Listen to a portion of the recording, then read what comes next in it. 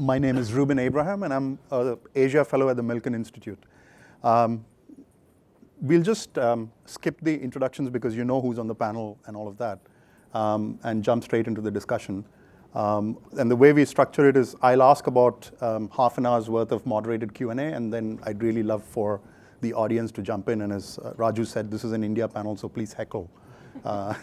Don't hold back, that sort of thing. So let me start with you, Raju. So back in 2005, 2006, you were the editor of Wall Street Journal Europe. You had a nice, comfortable life. You moved back to India to do, of all things in the world, you wanted to start a Berliner tabloid business newspaper in India, which was called Mint, which is today most people would regard as the finest newspaper in the country. So what actually caused you to actually make that move? And now that you've left India, what, about 5 years ago, do you remain as optimistic about the country? Sure, but thank you for making sure that we are not a manel. Appreciate that. So I'll give, there are three reasons. I'll give a kind of a journalistic reason, a business reason, and a very personal reason for doing what I did back in 2006. The journalistic reason was very simple. Around 2004, 2005, I was pushing Dow Jones, which owned the Wall Street Journal at that time, saying that the center of gravity of business journalism is shifting to China and India, and we need to really have that prism as part of the journal. I mean, we had news bureaus there, but we didn't have any real presence. But this was when Dow Jones was not doing very well financially, and I was told, we totally agree with you, but we don't have any resources to do anything new. So when an opportunity came to actually go do something, I kind of put my, I guess, career where my mouth was. That was the journalistic reason. I just thought that there was great business journalism that needs to come out of India and China, and this was 2005. The business reason, and those reasons still hold and answer your question about whether I'm still optimistic, was, back then it was a country of 1.2 billion people, out of which probably about 300, 400 million people were still not literate, meaning that they were still learning to become literate, and that itself meant that there was a potential opportunity of 300, 400 million new potential media consumers, right? And in the West, obviously, print was starting to decline, not as precipitously as it is today, but it was starting to decline. But the idea that you can potentially have a 300, 400 million new customers, new audience was very appealing. And in India, it's still the case today. Media consumption is very deeply ingrained in the kind of the psyche of the country. Most households, I grew up in India my first 20 years, most households, urban households at least, get anywhere from 2 to 5 newspapers.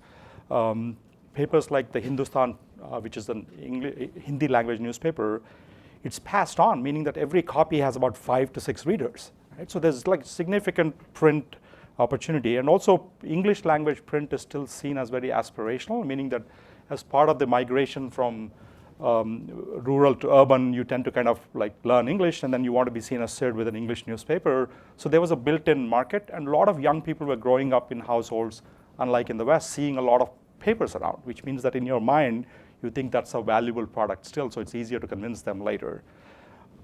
And then television was pretty big. I mean, there's a common saying in India that everything is about ABC. Back then, it was about a famous film star called Amitabh Bachchan for the A, and then Bollywood and then cricket. But now I think there's a talk show host called Arnab. So I think the ABC is Arnab, Bollywood, and cricket. So TV is still kind of a massive, has a massive audience, especially talk shows. So all of these conditions were kind of pretty ripe for wanting to kind of think of a business model, and internet was not yet very prevalent back then. So I felt I could even make a compelling business case for a newspaper. And then the personal reason was my parents were still living there. I would go back every year, and I would feel deeply, deeply frustrated that 1.2 billion people deserve a better newspaper than what was in India. So I figured I had that, the ego in me to say that I can produce a better newspaper. And by that I meant creating journalistic codes of conduct and ethics and all that, which kind of is missing still in India. And that led to moving there and starting Mint. When I started Mint in 2000, it launched in 2007. It was the 6th English language business newspaper. Just think about it. There are not that many countries in the world where there are actually more than 2, right? In the US, it's really the Wall Street Journal. In Europe, it's really the FT. There may be a couple of other countries where there are 2 English language business newspapers. In India, there were like 5 already when I started Mint. Today, it's the second largest business newspaper in India in a matter of like 10 years. So I think there is still an amazing opportunity to create a new brand and cut through the media clutter and noise and actually establish a strong brand and a business model. So I remain still, I mean, I'm a little less engaged obviously now. I remain very bullish for a variety of reasons, including the demographics. I mean, you've heard these numbers, but by 2020, the average Indian is only going to be 29. The average Indian, right, of 1.3 billion people is going to be 29. 50% of the population is under 25. 65% is under 35. And we're talking 1.3 billion people, right? So the demographics and the market and the media consumption habits really are there for somebody to kind of still create an amazing media brand. And some of the journalism conditions are there to kind of actually create one because there are lots of gaps as there. We can get into that a little bit later if you want to. Sure. So there's 2 things. Is this working? Yeah. There's 2 things that I want to come back to based on what you said, which is demographics, because that line between demographic dividend and demographic nightmare is a fairly thin one. And the whole question of whether India is making enough reform to actually go from one to the other. But let me just swing to you, Nisha. From an American perspective, and certainly from an American foreign policy perspective, where does India fit in the larger scheme of things? Now, colleagues of mine in the Indian foreign policy establishment have, at least one of them had made this lovely comment saying that the best foreign policy is 8 to 10% economic growth. Do you agree with that sort of thing? I mean, where do you see India in the US scheme of things?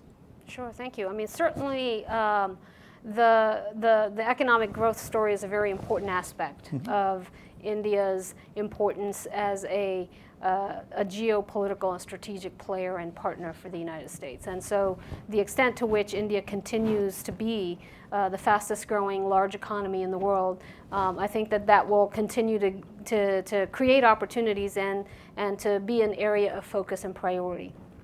But it's also largely based on how India projects its power and influence, its economic influence, and its strategic power and influence. And I think for the United States, we have long felt that the rise of a democratic India that has values and goals and objectives that are more convergent with the United States is fundamentally in the U.S. interest. And so we have approached the India relationship with that very much deeply in mind.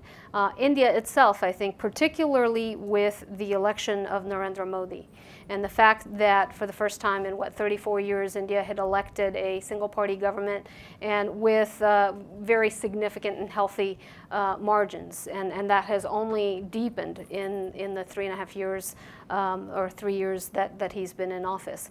That has given India also the confidence and the wherewithal to actually turn its gaze externally, rather than constantly being consumed by managing coalition politics. India and particularly Prime Minister Modi kind of came into office in that first year and really kind of took the world stage by storm. I think Prime Minister of India clocked more than 30 trips. Proud to say that one of the first out of the gate in terms of both Modi's attention and reciprocally has been the U.S.-India relationship and Modi's visit to the United States in September of 2014. Was it 2014? Yes. Yeah. And kind of the priority and focus that created in what was widely anticipated as being a troubled relationship, right? When Modi came to power, the conventional wisdom all around the world, in India and in the United States, that this was going to be a time of tension. But I think the fundamentals of the U.S.-India relationship are so strong, and both leaders grabbed onto that and saw that so quickly, both Prime Minister Modi and President Obama, that it actually cleared the path for incredible dynamism. The other thing that we've seen, I think, during the past several years of the Modi government is the focus and priority that Prime Minister Modi has brought to relationships in the neighborhood. And you have seen that from the actual swearing-in ceremony, where all of the SAARC heads of state were invited to attend, I think, which was the first time in India's history that it actually used that opportunity to build that kind of diplomatic outreach. To the number of visits that Prime Minister Modi has made to the region and reciprocally. Nepal, Sri Lanka, Bangladesh, Maldives, it's just been a time of unprecedented engagement, I think, of India in its neighborhood and then its extended Asia neighborhood as well. So when Mr. Modi came to power, there was obviously some level of uncertainty about where it was going. Now you have the shoes on the other foot. You've got Trump coming to power in the US, and it's hard to read the tea leaves in terms of what his view on the sort of pivot to Asia, etc. is. I mean, I know it's hard to say anything today, but if you had to read the tea leaves, do you see any uncertainties in the US-India relationship, or it continues on the same path that it's been, or?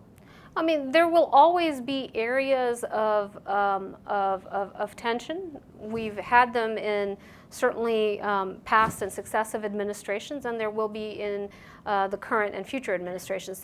The key is to not allow the areas of divergence or the areas where there are tensions, whether it's right. on things like trade preferences or H-1B visas, or to not let those get in the ways of the massive areas of convergence, right? And so I do think that the Trump administration, which right now has its hands full trying to kind of figure out its orientation on a whole host of relationships and geographic issues, I do think that they will be predisposed to have a positive relationship. I think certainly the Modi government is looking to continue the relationship on the trajectory that it has been. What I think is left to be figured out is a little bit of the architecture and the modalities that will propel that forward. And there what I have encouraged our Indian friends is to think about, this much talked about transactionalism that people in the media like to write about of the Trump administration, and say, well, transactional can be negative or it can be positive.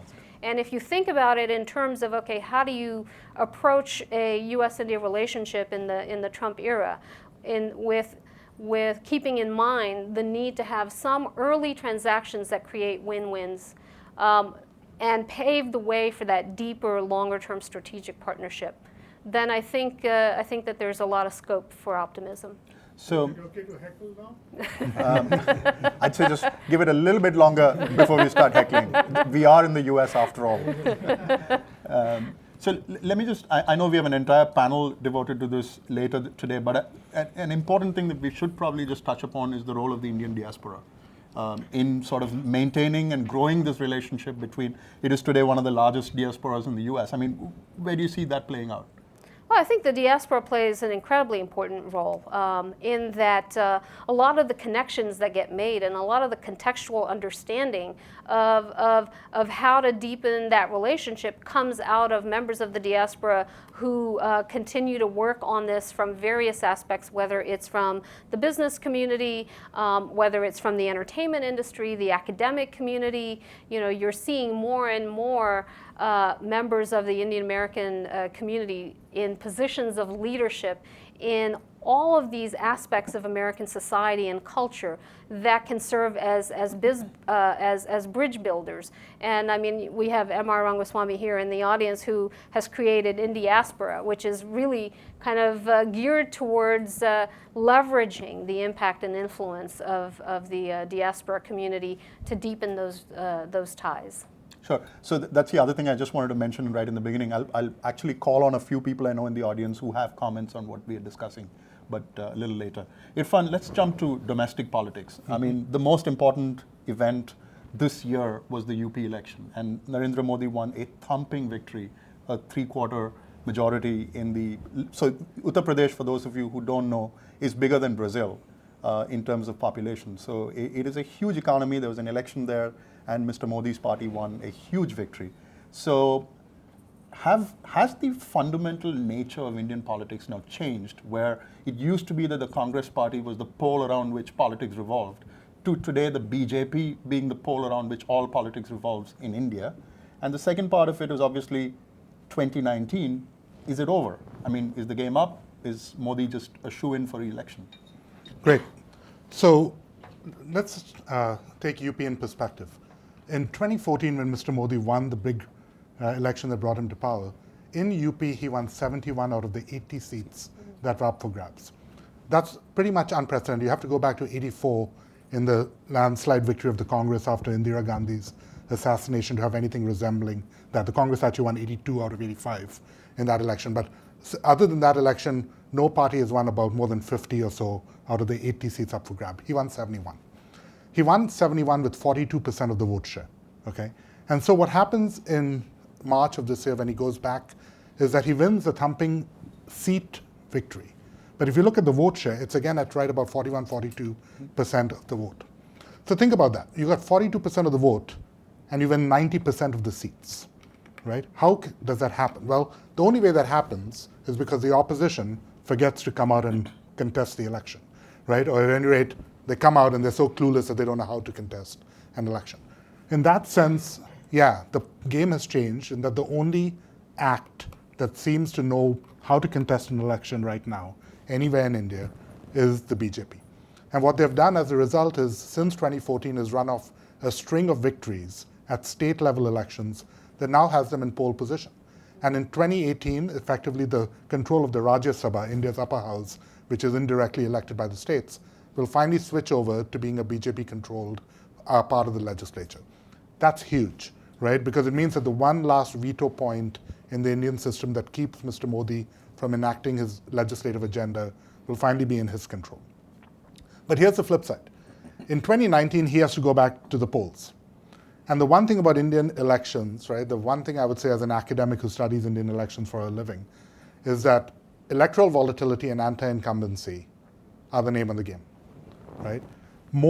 Even in 2014, more incumbents lost their seats than kept their seats. It is arguably the only democracy anywhere in the world in which being an incumbent is a disadvantage relative to being an advantage. So if we go back to 2014, he wins a majority in the national elections, but with this 90% of UP. Can he replicate that? I don't see that happening, right? I don't see that happening not because I think he's done anything wrong, but because the forces of anti-incumbency are likely to kick in. You're likely to see an opposition so galvanized by having their butts kicked, right, that they'll do something. It might not be enough, but they'll do something to just lessen that margin. And all of a sudden, a 282 single-party majority, if he loses even 11 seats just in UP, suddenly becomes the largest party at the head of a coalition at the center. So my prediction for 2019 is very clearly Mr. Modi as Prime Minister again, but leading a coalition with the BJP as still the overwhelming largest party. This raises some interesting questions. Mr. Modi has never had a coalition. He's never had to. Not in Gujarat, not in Delhi. And so I think we learn a lot about his ability to build consensus, his ability to bring like-minded folks together in order to keep pushing an agenda, knowing that he has the Rajya Sabha in his back pocket. So you don't think that the BJP could potentially expand its electoral map to compensate for a potential loss of seats in places like Uttar Pradesh, Rajasthan, etc.? I think it's going to have a hard time. I mean, even in 2014, with that single-party majority, the BJP wins 31% of the national vote share, right? 31%. That's exactly the same vote share that the Congress had in 2009. In Congress, the 2009 in Congress translated into 180 seats, right? By, again, a completely incompetent opposition. The BJP's 31% translates into 282 seats. The question is not whether it can expand its reach, it's whether it can expand its vote share into new parts of the Indian electorate. Do I think that's likely? I mean, all the indications are, yeah, that there's essentially the middle class is moving pretty heavily over. The municipal elections in Delhi were a resounding victory for the BJP again. And so I think you're likely to see some of that, but whether they can expand it enough to overcome a deficit, that's a different question. I don't think that's likely. Okay, Anand, let me come to you. So there was a very interesting stat that McKinsey put out about 3-4 years ago about infrastructure requirements in India, for instance. So what they said was, if you look at 2030, just as close at 2030, 80% of India's infrastructure requirements for 2030 have not yet been built. So when you think about that and you think about energy, I know you play a lot at the edge of technology and so on, and it's actually one of the most exciting spaces to be in India. What are the things that you see happening that India could do that would allow it to leapfrog, whether it's technology, cars, payment systems? There's this entire financial architecture being built called India Stack.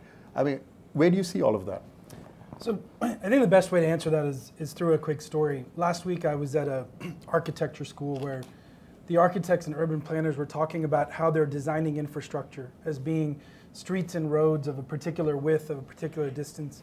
And one of the things that came up in that conversation is, what about soft infrastructure? And what does that mean exactly? And that piece of conversation was actually about transportation. And so a quick example of a leapfrog is, India is a shared mobility country. If you go across India, you can go from one place to another by hopping in in a car with somebody else, hitchhiking in some form. And they're going towards single occupancy vehicles, much like the West, whereas the West is trying to go from single occupancy vehicle to shared mobility, albeit with a digital layer to it. The leapfrog is skipping that middle piece of the understanding of going to single occupancy vehicle and back to shared mobility in some form. The implications of that are you don't have to build roads that are as wide if the carrying capacity of a road currently is more significant. Right? If you use digital capabilities, you don't have to think about parking in the same way that you would in developing a market that is otherwise. A couple of other examples of technology specifically as being an opportunity to skip infrastructure.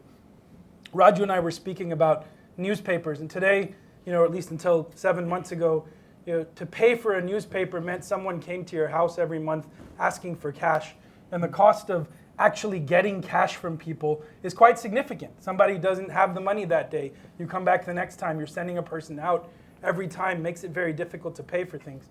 2 weeks ago, someone showed me on WhatsApp that there's newspapers now publishing stories on WhatsApp and charging you 5 rupees for every story, something that is happening digitally. So, just to put this scale in scope, right?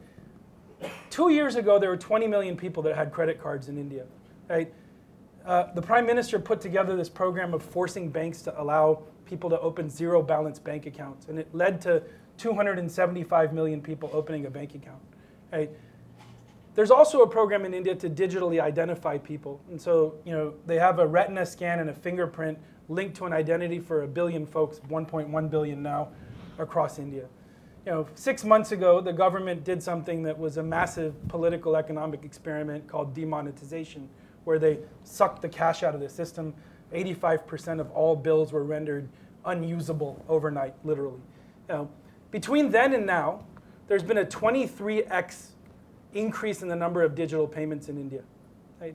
Remark you have 700 million people who can buy a $50 smartphone and can get 4G data for $1.50 a month. Right, who are now suddenly able to make payments digitally. And literally the way the government's going on India Stack is you can put your fingerprint down and it'll move money from your bank account to the person who took your fingerprint. Right?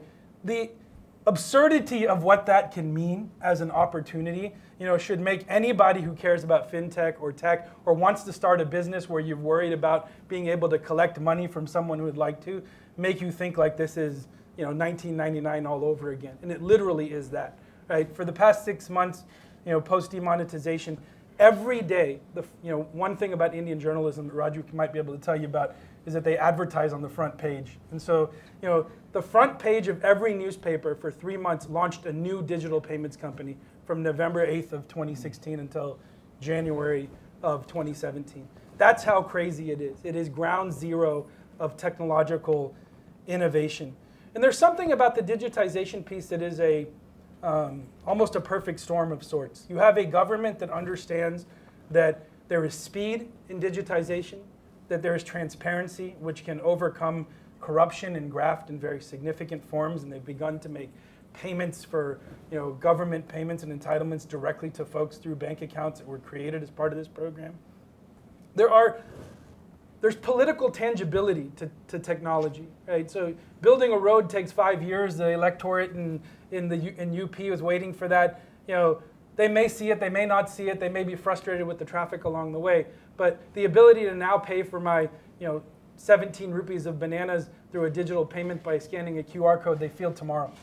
And so there's an enormous amount of political power in that as well. And the biggest piece of this is just new possibilities. And new possibilities that so far have not been monetizable. But if you look at most tech companies in Silicon Valley, many of the large ones, India is either their first largest market or their second largest market in terms of users. Right? So WhatsApp, it's number one. For Facebook and Google, it's number two. For Uber, it's the only other big market that they have where they're willing to burn enormous amounts of money.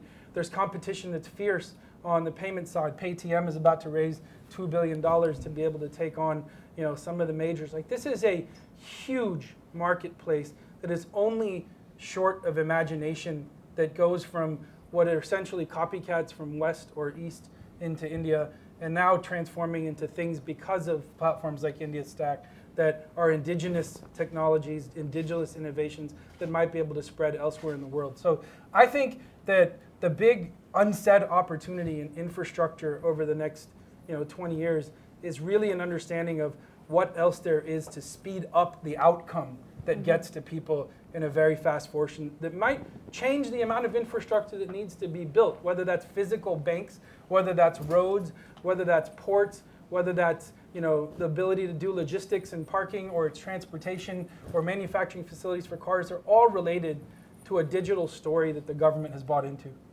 Raju, quick comment? Yeah, so the application of these possibilities to industries, I think, is something that's where the Indian opportunity is. And I'll piggyback on the media question. One of the big challenges anywhere in the world is how do you get digital consumers to pay for media, right? It's hard because there's a lot of friction.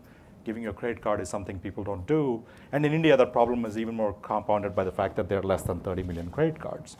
So even as young people in India are increasingly becoming more digital and starting to read less print, and how do you kind of create a business has always been this problem, and the West hasn't offered any answers. But here comes something like Paytm, which is a mobile wallet company, one of like 10 or so, 220 million accounts, and you can now buy a single stick of cigarette using Paytm. And people do it because it was driven by the government kind of making cash very hard to get for a while. So you can imagine the possibilities if you're a media company saying, okay, so if we can do micropayments using Paytm and being able to pay for media and in small amounts at like a scale, all of a sudden it opens up an entire market for digital media in India that even the West has struggled to figure out.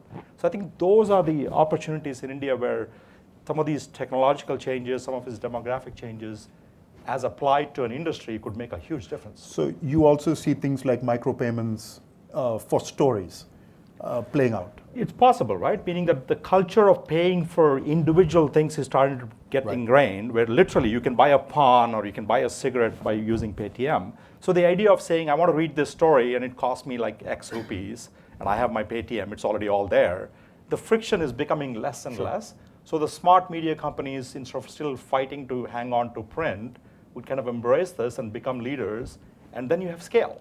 Right. So the perfect conditions are there.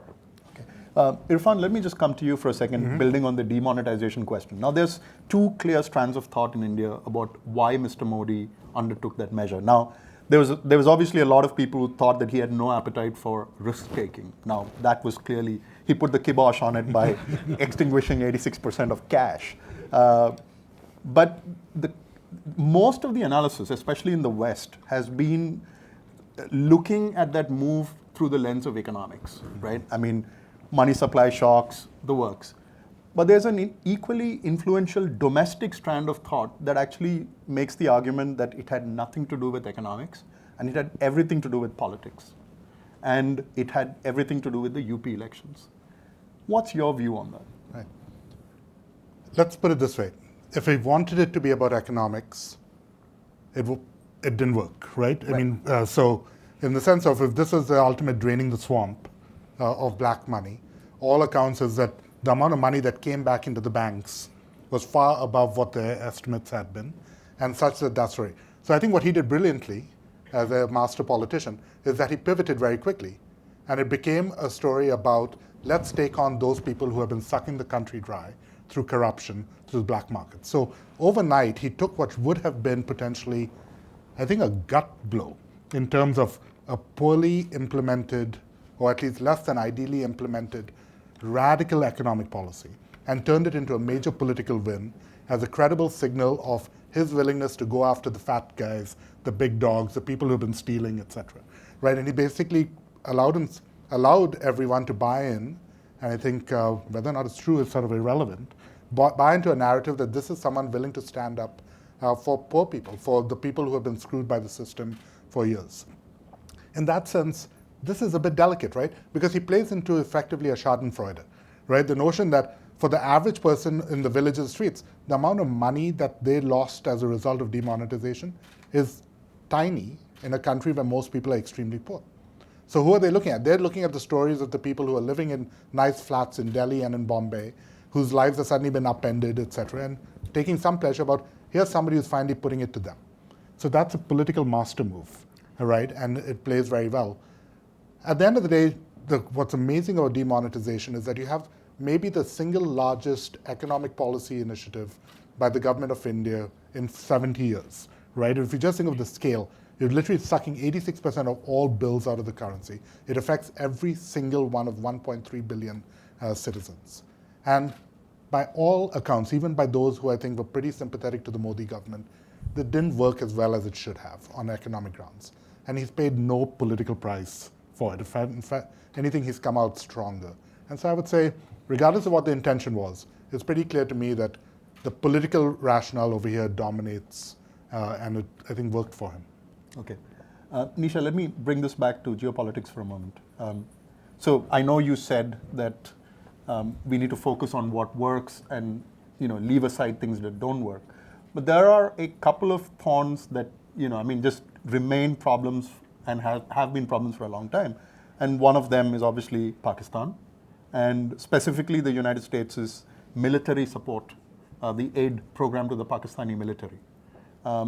How do you sort of see this playing out? I mean, there's obviously very serious concern in India about this. And a second question, which is sort of related, is how do you see the India-China equation playing out over the, say, next 15 years? Well, thank you. It's certainly a question that I get asked quite All frequently. The time. Yeah, I'm sure. And the point I guess that I've always tried to make is that it's fundamentally in India's interest for the United States to have a positive relationship with Pakistan. Right. And to be able to be in a position to try to urge and engage Pakistan on core issues of combating terrorism and enhancing security. And it's not a message that is necessarily easy to sell politically. Right. But it is one that strategically India understands is inherently to its benefit. So the challenge has been more, I believe, about managing the optics of that. Is there a difficult dynamic and situation with respect to Pakistan, with respect to both internal security and external security as it relates to asymmetrical threats or non-state actors? Absolutely there is, right? The question is, what are the best means by which to try to get a handle on that? Right. And there, you will hear the discussion within India of the stream that want to essentially kind of isolate Pakistan and say, well, Pakistan should be declared a state sponsor of terrorism and should be sanctioned and should be essentially isolated a la North Korea.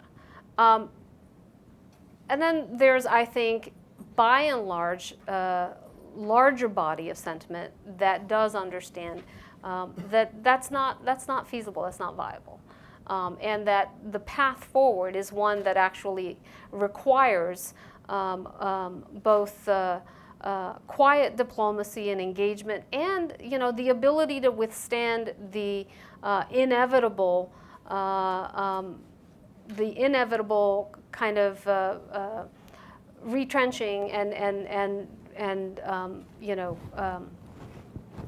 bumps along the way, to put it crudely, but that every time you try to engage in a path forward on dialogue, that there are going to be kind of the backlash that comes out of it.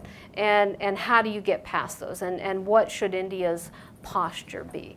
I think India has actually settled upon a path, in the kind of post-Pathankot era, of being able to both draw the line where it needs to, but also exercise restraint and respond in a measured way. And I think you've seen from the U.S. kind of tacit understanding and support of that tactic. The challenge for India in a Pakistan that is increasingly estranged from the United States is, where else is Pakistan going to turn, and how much leverage does India have, and how much influence does India have under that scenario? And I think that is, to some extent, the reality that is unfolding, and that ought to give India, frankly, more pause. Now, I think, I've heard some interesting rumblings in India of, the CPEC initiative, whereby China is making a very heavy investment in creating an economic corridor that links China and Pakistan, and China to the port in Gwadar.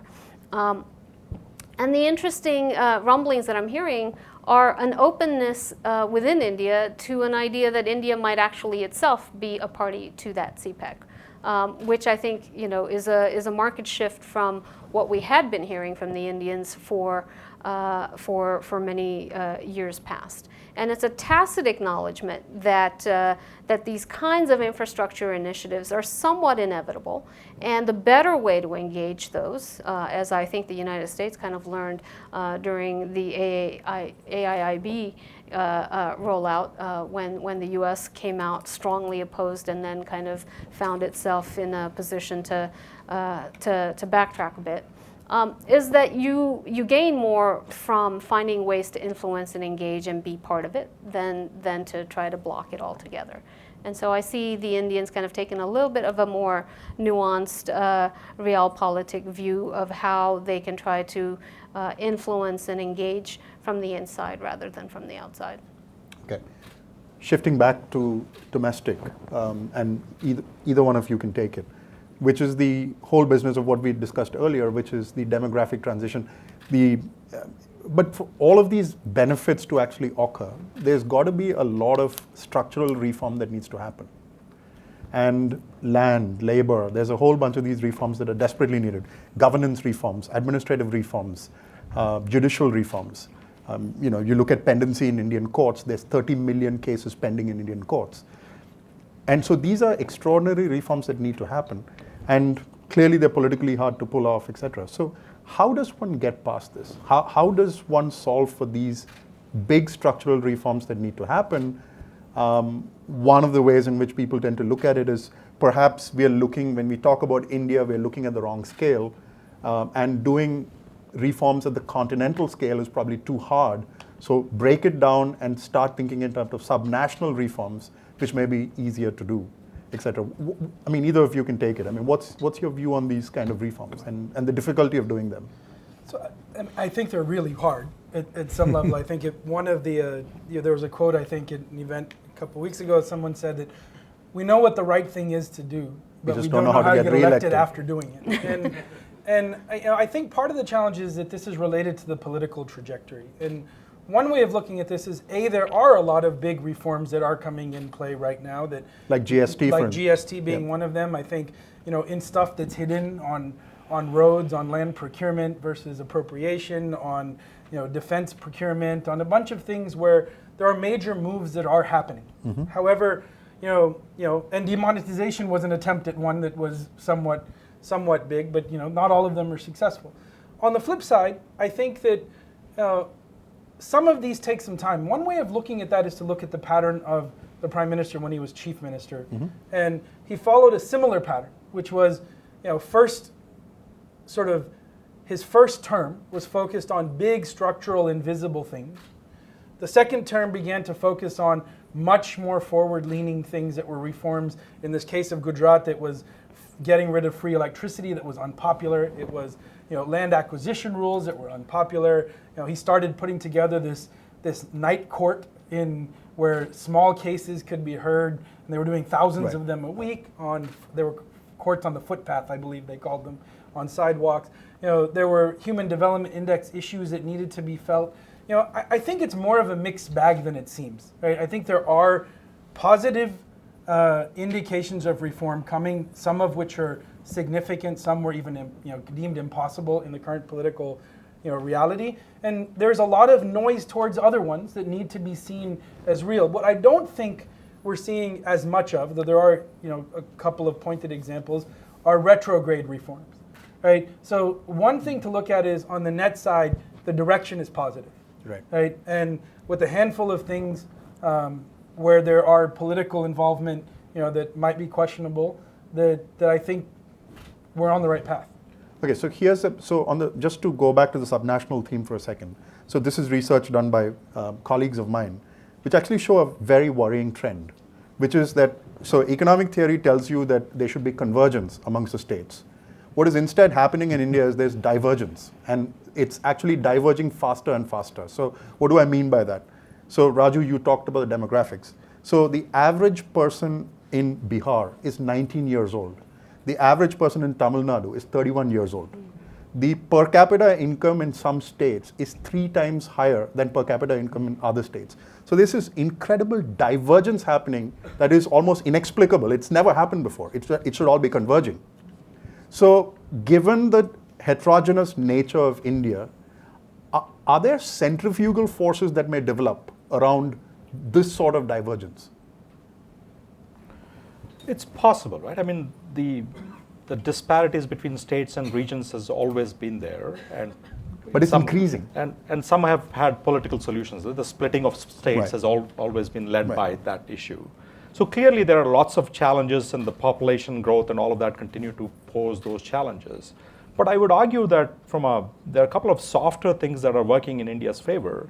I think we shouldn't underestimate the sense that this government is well-meaning and not corrupt, and how far that can go in buying them time.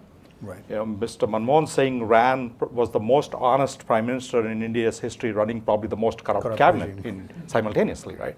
But this government, I think no matter how many people say whatever they want to say about it, I think the general consensus is it's a clean administration. And I think that buys them a lot of time, especially with young people. The other prism I have, and again, this is just a media prism, is that we all know that Mr. Modi has been very, very effective in kind of reaching out directly to people, right? He has 29.6 million Twitter followers, which is about 1 million more than Donald Trump, right? And he's been very effective in kind of removing the mainstream traditional media, intermediaries, right? And that has given him a lot more access, but the flip side has also been true. I think because of the growth of social media and all, a lot of young people have also found a way to kind of express things. So I think the channeling of their views has become a little bit more public, and I think the ability to listen to that and feeling like they're being heard. These things, I think, go a long way, even if there are hurdles like Irfan mentioned about like not having the upper house and can't get things done. I think he's going to get a second term, and I think the time that his government is going to get to do these things is longer than the typical kick out the incumbents time frame. Okay, interesting.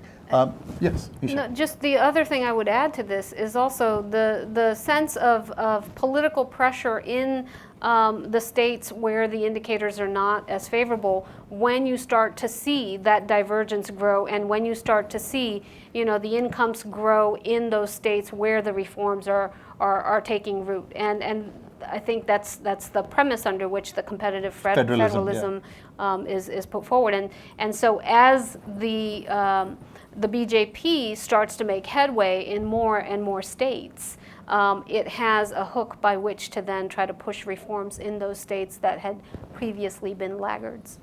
Okay, I'm going to come to the audience in just a bit.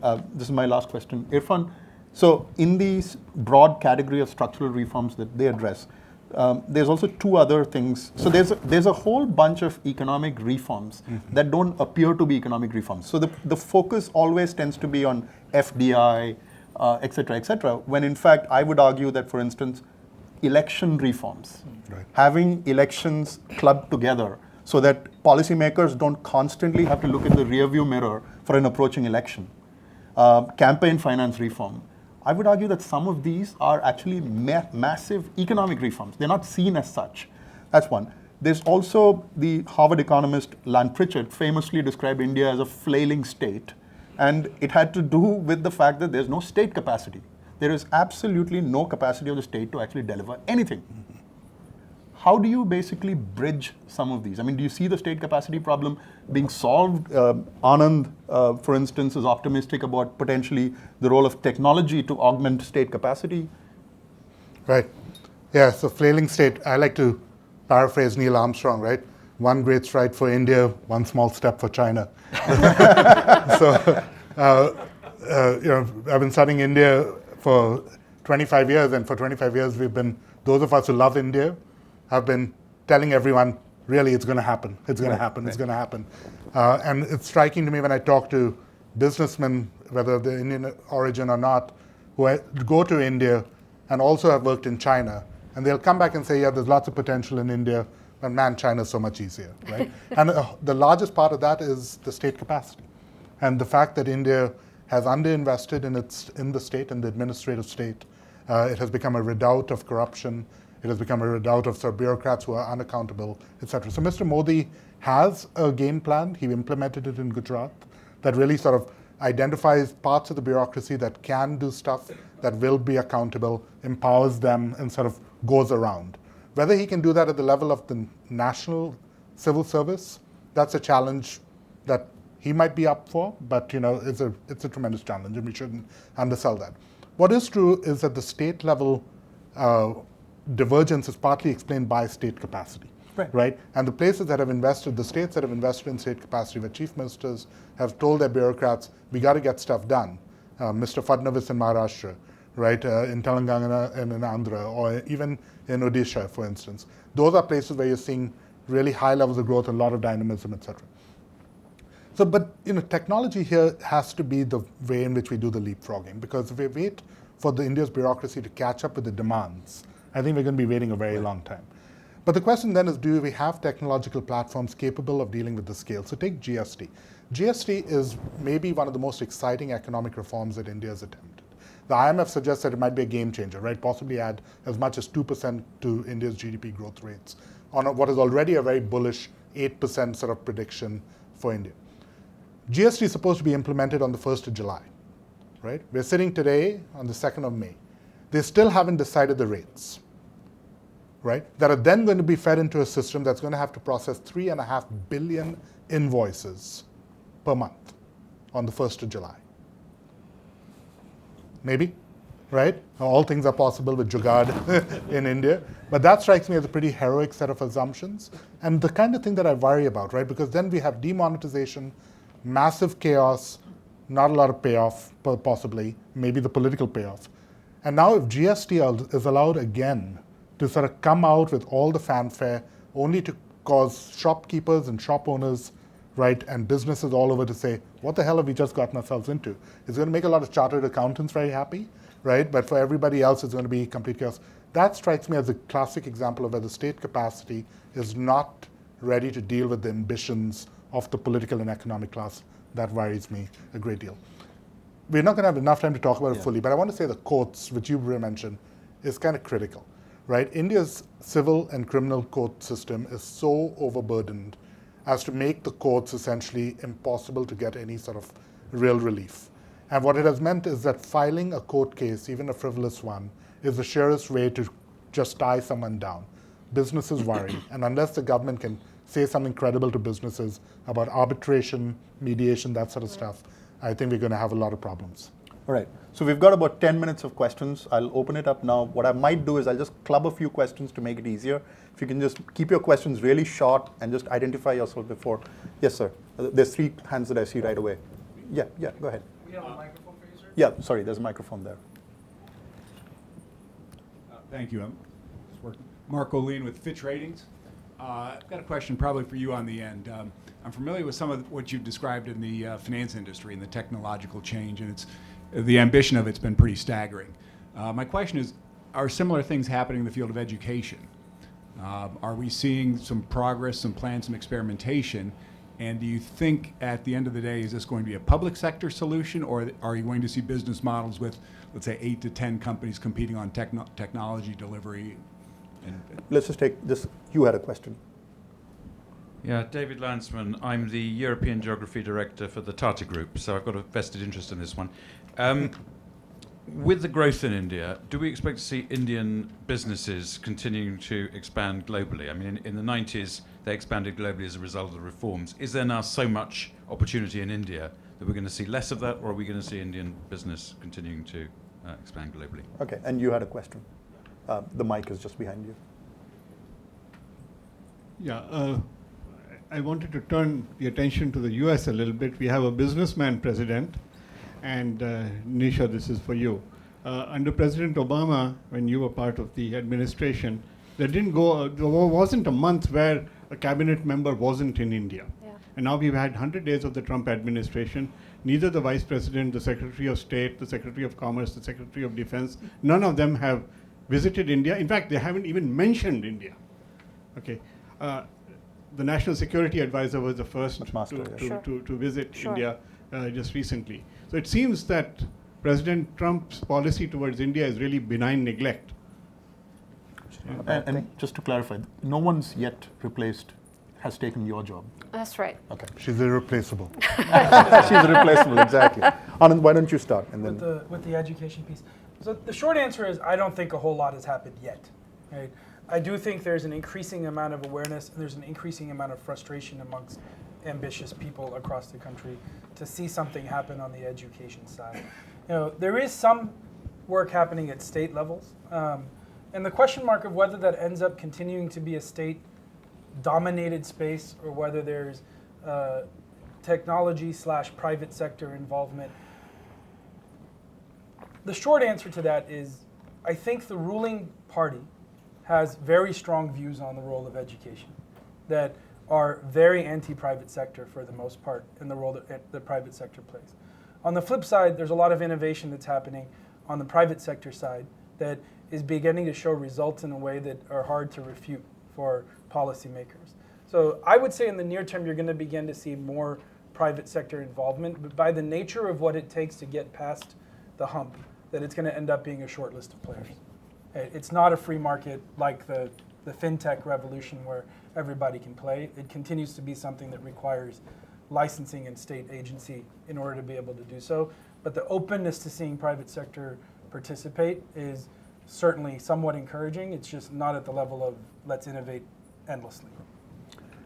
the outbound activity, corporate activity, this? It depends really on the sector, right? I mean, if you think of Reliance, because of what they're doing with Jio, the kind of the mobile stuff, it's a huge opportunity for them, so they're very focused now. But if you then think of somebody like Mahindra's, who are very quietly actually becoming a big auto company in the US. Yeah. We don't see them because they're all in tractors and rural areas. What are they, the third largest tractor company in the US now? Which is pretty stunning compared to what 5 years ago, right? Take in media, for example, there's this Star, which is owned by Rupert and 21st Century Fox, has this amazing app called Hotstar in India. Massive downloads and big usage, especially in cricket. They're quietly about to launch Hotstar in the US and in 5 other countries where the Indian diaspora is very big. So it's happening. And they've gone from what, 0 to 150 million users. Right, downloads. So it's a little, right. But it's, I mean, if that was in the US, we would be writing about it like crazy. It just that happens to be in India, so nobody pays attention to 150 million downloads of a new app. But they're quietly going into like, so I think it really depends. There was a movie that came out last week called Bahubali 2, which is actually a South Indian, not even a Hindi movie, made $10 million in its first weekend in the US. $10 million just in 420 screens. So pretty stunning achievement. So it depends on the sector, depends on the category, I think. The opportunities are both there. So. Yeah, in the IT sector, in the health services and pharmaceutical sectors, in the entertainment sectors, you see a lot of interest in expanding beyond the Indian markets. And I think we certainly hear from a lot of Indian companies that are increasingly interested in expanding their businesses in other markets. and his question of whether you are irreplaceable or it's benign neglect. No, I think that there is a certain degree of benign neglect in these early days. I think the McMaster's visit was an important one. Certainly the Indian, at the secretary level, Indian government has made multiple visits to the United States. This administration, I think, has been slower than prior ones in finding its footing, and they are still kind of getting up to capacity and finding their footing.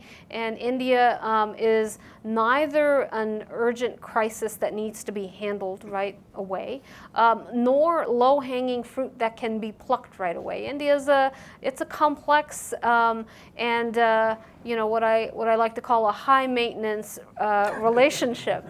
And this is not yet an administration that is fully capacitated in that. I do think that identifying some areas of opportunity, some low-hanging fruit that can kind of jumpstart the relationship for this administration is going to be important, and I think that there's a lot of thought being given to that.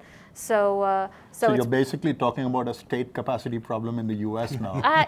State Department capacity State problem Department in the US. capacity for sure. And there's an element of be careful what you wish for, right? I think it's okay for Trump not to focus on India. Yeah. Yeah. Right. I think we'll take a last round of questions. Yeah, I see Sahil and the gentleman next to you also. Anyone else at the back have questions? I can't see hands.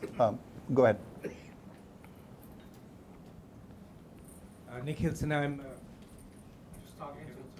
Just talking to it. Nikhil Sinha, I'm Chief Business Officer of Coursera. We're an education technology company. India is our second largest market, both in terms of registered learners and revenue. 2 million learners, 60,000 added every month to the platform. We talk to our colleagues in social media companies for whom India is a big market, Twitter, LinkedIn, Google, Facebook. One of the big issues that we're collectively wrestling with is the potential of a significant and increasing digital divide in India. As we begin to roll out our services and we see adoption, they are heavily concentrated in the metropolitan and tier 1 markets.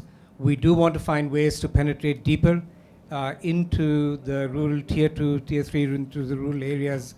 And we are concerned about what's going to happen with terms of infrastructure, broadband availability, and other areas. So, Anand, what are your thoughts on the possibilities of continued digital divide? We already see increasing income inequality despite the growth rates that we are seeing overall in the country, and the impact of that potentially in continued socioeconomic inequality. Sahil.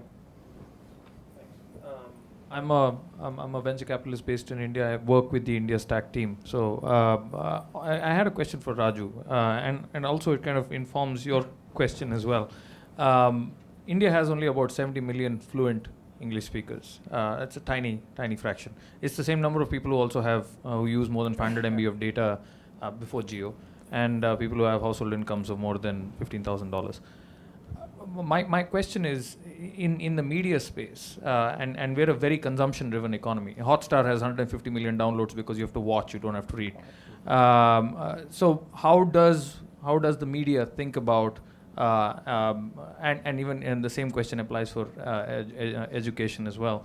How do we think about non-English, local language communication and content and creation of that if we're not going to throw a lot of money behind it? Because I think that's one of the big questions. How does News Corp, how do big companies think about this? Any other questions? After the momentary invest, okay. So first on the Coursera question, I mean, the good news is that I think everybody would agree with you, right? Which is that there is a digital divide that's growing. There's other good news, which is that I think India is now grappling with this. I mean, just to give you an example, there's at least an acknowledgement that urbanization is a real thing, right? And that urbanization is something that we need to be able to deal with. The flip answer to that would be to say that I think it's an opportunity. There's no one that it's an opportunity for which the government's not going to be the best player to resolve it for you, even if they have intent. But good ideas that will help bridge that divide, there is enormous amount of appetite to hear, right? So if, for example, Airbnb the other day made an announcement that they're going to bring 50,000 hosts across places that were otherwise non-existent, right? That's an opportunity for which the Prime Minister is willing to tweet about it because it's that important that something actually begins to happen. And I think that's equally true of other tech companies, that if you want to create a market that is beyond the English-speaking urban, sort of elite, that's something that you're going to have to take some initiative on, and you'll get wind behind your sails from support from many different places. But they don't have an answer on how to do that just at the moment.